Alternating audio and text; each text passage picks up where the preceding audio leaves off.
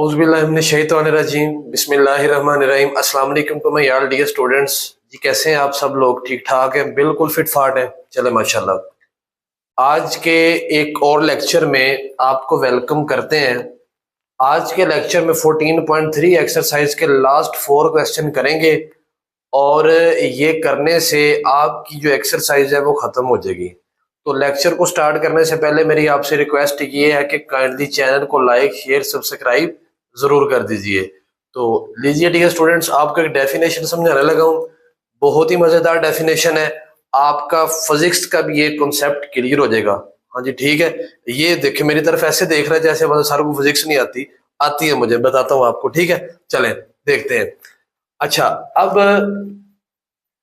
Moment की definition आपको पहले बतानी है। क्वेश्चन नहीं करवा रहा, पहले आपको एक चीज बताने लगा हूं। फिजिक्स में आपने एक लफ्ज सुना होगा, टॉर्क। सुना है ना? क्यों शहजादे? हाँ जी, सुना हुआ है। अब टॉर्क किसे कहते हैं? फॉर एग्जाम्पल, अच्छा इससे पहले कि मैं आपको एग्जाम्पल देता हूं, हम जब किसी भी ऑब्जेक्ट पे फोर्स लगाते हैं, ठीक है, कोई चीज रेस्ट में पड़ी हुई है, हो सकता है हमारी फोर्स लगाने से वो मोशन में आ जाए।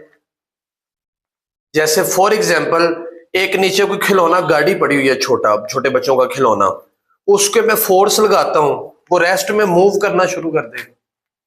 और अगर वो गाड़ी मूव करके आ रही है, उसको मैं ऐसे हाथ की फोर्स लगाता हूं, वो रुक जाती है, ठीक है, तो वो रेस्ट की हालत में आ गई है। तो फोर्स लगी है, एक दफा वो मोशन में आ गई, एक दफा रेस्ट की हालत में आ गई। चले एक और बात, फोर्स लगाने से बाज औकात ऑब्जेक्ट का साइज चेंज हो जाता है। फॉर एग्जाम्पल, एक स्प्रिंग है, उस पे मैं फोर्स लगाता हूं, बड़ा हो जाएगा, उसका साइज चेंज हो जाएगा, ठीक है, लेंथ ज्यादा हो जाएगी। उसके बाद उस बाज औकात हम किसी ऑब्जेक्ट पे फोर्स लगाते हैं, उसकी शेप चेंज हो जाती है। जैसे फॉर एग्जाम्पल, हमारे पास कोई भी एक खिलौना है मट्टी से बना हुआ, उस पे मैं हाथ की ऐसे जरब लगाता हूँ, फोर्स लगाता हूँ, तो वो टूट जाएगा, उसकी शेप चेंज हो जाएगी। बाज औकात फोर्स लगाने से एक्सेलरेशन प्रोड्यूस हो जाता है ऑब्जेक्ट्स में, ठीक है। तो फोर्स लग रही है, फोर्स लगने से कभी किसी ऑब्जेक्ट का साइज चेंज हो रहा है, कम था ज्यादा हो रहा है, ज्यादा है कम हो रहा है, या फॉर एग्जाम्पल उसकी शेप चेंज हो रही है, साइज चेंज हो रहा है।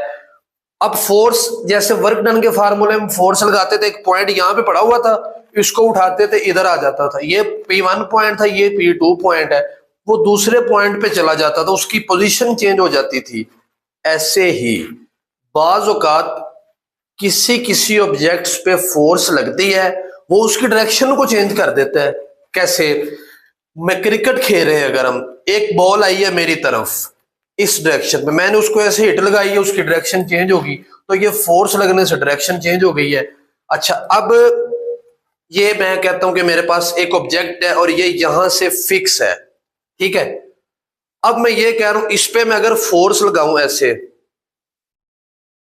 ये मूव करना शुरू कर देगा। अच्छा, ये कैसे मूव कर रहा है? ये पॉइंट फिक्स है, ये इस पॉइंट के इर्द गिर्द मूव कर रहा है, तो इस फोर्स ने इसको मूव करवा दिया, तो इसे बोलते हैं टॉर्क। इसे क्या बोलते हैं?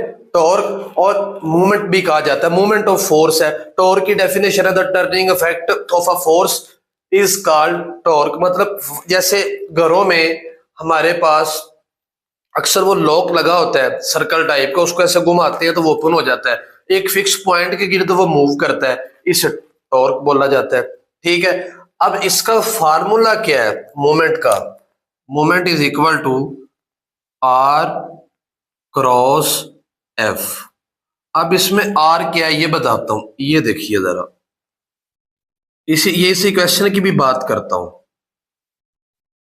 ये एक पॉइंट है, इस पॉइंट पे, ये एक पॉइंट, इस पॉइंट पे ये ऑब्जेक्ट, अब यहां पे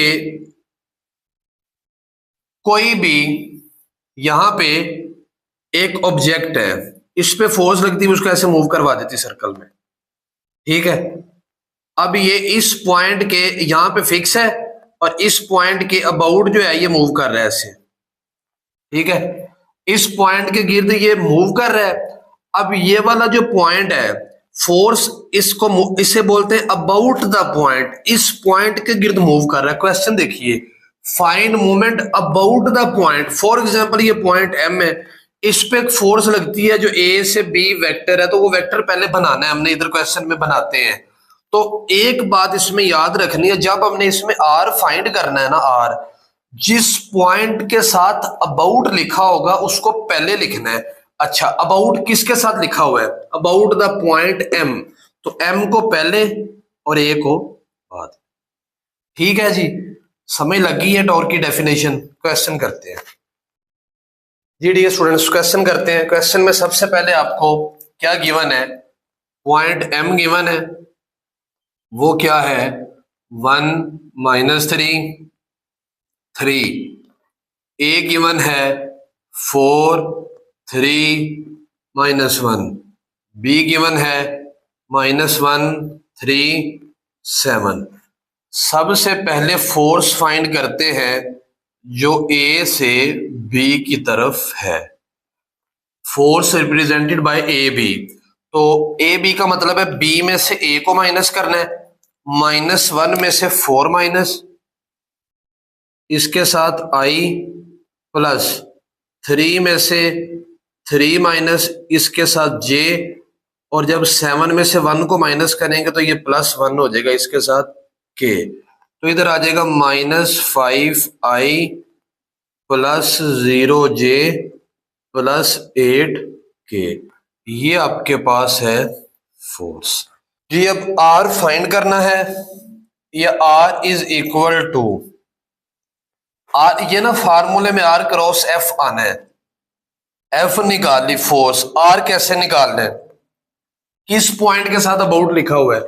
M के साथ, इसको पहले लिखना है और A को बाद में। इसका मतलब है A में से M को माइनस करना है, 4 में से 1 माइनस, इसके साथ I प्लस 3 में जब ये माइनस करेंगे तो ये +3 हो जाएगा, 3 + 3, इसके साथ J प्लस -1 - 3, इसके साथ K। तो MA is equal to 3I plus 6J -4K। तो R भी आ चुका है और फोर्स भी आ चुकी है। तो moment of force about, moment of force about M is equal to, formula होता है R क्रॉस F। तो पहले लिखेंगे I J K, R के एलिमेंट क्या आ जाएंगे? 3 6 -4 और -5 0 एंड 8। तो I जब पहली रो और पहला कॉलम नहीं लिखेंगे, 8 6 48, एक दरमियान में माइनस आएगा और एक ये माइनस प्लस हो जाएगा, उसके बाद -J। जब पहली रो और दूसरा कॉलम नहीं लिखेंगे, 8 3 24, एक माइनस दरमियान में एक माइनस, ये minus minus plus plus minus -20 plus के। फर्स्ट रो और जब थर्ड कॉलम नहीं लिखेंगे तो 0 + 30। तो आपका जो आंसर है वो आ जाएगा 48I, 24 में से 20 को माइनस करेंगे 4 आएगा, -4J प्लस 30K। तो लीजिए डियर स्टूडेंट्स, ये आपका क्वेश्चन था। नेक्स्ट क्वेश्चन करते हैं जी dear students. Next question number 14 मैंने यहाँ पे लिखा हुआ मोमेंट फाइंड करना है about the point B. Book पे लिखा हुआ देखिए, मैंने अब सारे क्वेश्चन की स्टेटमेंट यहाँ पे नहीं लिखी। हमें दो चीजें चाहिए, फोर्स चाहिए और आर चाहिए। फोर्स दी गई है, आर नहीं है, तो पहले आर निकालते हैं। R is equal to B A आएगा, क्योंकि अबाउट बी के साथ लिखा हुआ है, इसको पहले लिखेंगे। तो 1 में से 3 माइनस, इसके साथ आई प्लस -1 में जब इसको करेंगे तो ये प्लस हो जाएगा 2J 2 - 3K। तो R is equal to -2I plus J - K। A में से बी को माइनस करना है ना, बी ए लिखा हुआ है, ए में से बी को माइनस करना है। अच्छा, moment of force about, moment of force about M, about B point, about B, क्या फार्मूला होगा, R cross F, I J K. R किसके इक्वल दिया गया, -2 1 -1, फोर्स क्या देगी 6 4 -4। ठीक है जी, नेक्स्ट।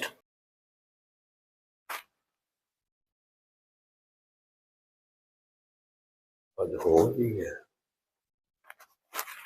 एक्सपेंड बाय रो 1, आई पहली रो और पहला कॉलम में लिखेंगे -4 +4 -j, जब पहली रो और दूसरा कॉलम नहीं लिखेंगे तो ये हो जाएगा 8 +6 +k, जब फर्स्ट रो और थर्ड वाला कॉलम नहीं लिखेंगे तो -8 -6। तो ये आपके पास जो आंसर है वो आ जाएगा 0i -14j -14k। तो ये क्वेश्चन नंबर 14 था। नेक्स्ट 15 करते हैं जी डी स्टूडेंट्स। क्वेश्चन नंबर 15 वही बात, पहले आर फाइंड करते हैं।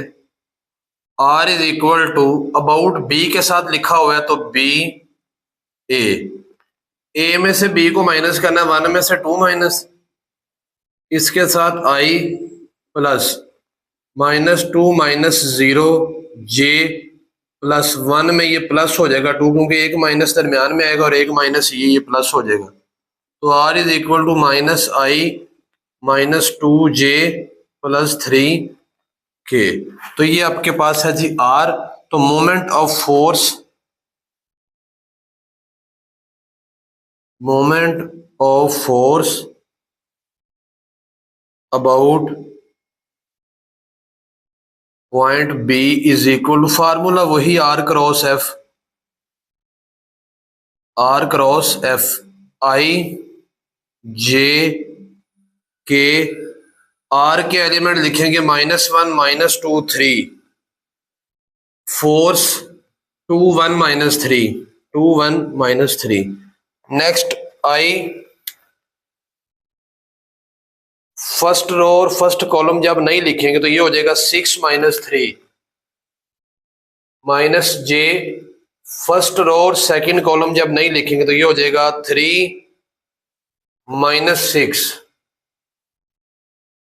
+k, फर्स्ट रो और थर्ड कॉलम जब नहीं लिखेंगे तो ये हो जाएगा -1 +4। तो ये हो जाएगा 6 में से 3 को माइनस करेंगे 3i, 3 में से 6 को माइनस करेंगे -3 आएगा, और एक माइनस ये वाला वो प्लस हो जाएगा 3j, और इधर आ जाएगा +3k। तो लीजिए डियर स्टूडेंट्स, क्वेश्चन नंबर 15 था आज के लेक्चर का लास्ट क्वेश्चन, और 14.3 एक्सरसाइज का भी लास्ट क्वेश्चन, क्वेश्चन नंबर 16 करते हैं जी डियर स्टूडेंट्स। लास्ट क्वेश्चन है, आपकी जो बुक डिवाइड हुई है स्मार्ट सिलेबस में, उसके मुताबिक आज आपकी जो बुक है वो एंड हो जाएगी। तो लास्ट वाला क्वेश्चन है, ठीक है जी। क्वेश्चन करते हैं। पहले क्वेश्चन जो है उसमें ए और बी दिया गया, उसमें पी और क्यू, और अबाउट द पॉइंट क्यू लिखा हो। जब आपने आर फाइंड करना है तो आपने क्यू को पहले लिखना है और पी को बाद में। पी में से क्यू को माइनस करना, -1 में से 4 माइनस, इसके साथ आई प्लस -3 में से 2 माइनस, इसके साथ जे प्लस 2 में से 2 माइनस, इसके साथ के। तो ये आपके पास हो जाएगा -5i -5j +0। ये आपके पास है आर। तो moment of force about the point M आपने इधर लिख लेना है, किसके इक्वल होता है, आर क्रॉस एफ। तो लिखते हैं जी पहले आई जे के, आर क्या है -5 -5 0, एफ क्या है -2 1 -3। तो एक्सपेंड बाय रो 1 आई, जब पहला रो और पहला कॉलम नहीं लिखेंगे, पहली रो और पहला कॉलम, तो ये हो जाएगा 15 - 0, उसके बाद -j। जब फर्स्ट रो और सेकंड कॉलम नहीं लिखेंगे तो ये भी हो जाएगा 15 + 0 हो जाएगा। उसके बाद +k, जब फर्स्ट रो और थर्ड वाला कॉलम नहीं लिखेंगे तो ये हो जाएगा -5 - 10। तो ये आपके पास जो आंसर है वो आ जाएगा 15i - 15j - 15k।